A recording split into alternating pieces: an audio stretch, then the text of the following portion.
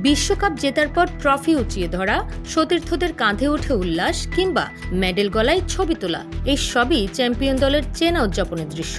তবে এই মহা উৎসবের মাঝেই হঠাৎ কাচে হাতে গোলপোস্টের দিকে ছুটে যান কিছু ফুটবলার আর কেটে নেন নেটের একটি অংশ।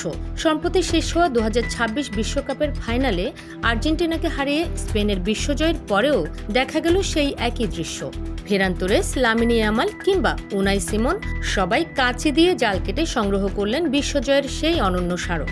অনেকের কাছে এটিকে অদ্ভুত মনে হলেও ফুটবলারদের কাছে গোলপোস্টের ওই জাল কোনো সাধারণ সুতার টুকরো নয়।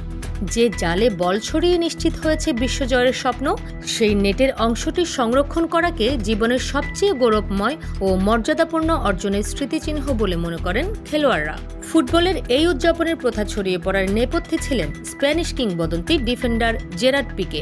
2010 বিশ্বকাপ ও বার্সেলোনার বড় সব ফাইনাল জেতার পর কাঁচি দিয়ে নেট কেটে নেওয়ার অভ্যেস করে তোলেন তিনি।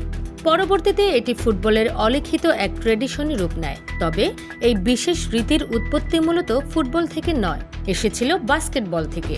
1947 সালে নর্থ ক্যারোলাইনা স্টেট ইউনিভার্সিটির কোচ এভারেট কেস সারদার্ন কনফারেন্সের শিরোপা জেতার পর খেলোয়াড়দের কাঁধে উঠে বাস্কেটের জাল কেটে প্রথম এই ঐতিহ্যের জন্ম দেন, যা পরবর্তীতে বিশ্বজুড়ে ছড়িয়ে পড়ে। ট্রফি হয়তো ক্লাবের মিউজিয়ামে যায়, পদক থাকে শোকেসে, কিন্তু গোলপোস্টের এই কাটিং পিস বারবার মনে করিয়ে দেয়, আমিও ইতিহাসের অংশ ছিলাম।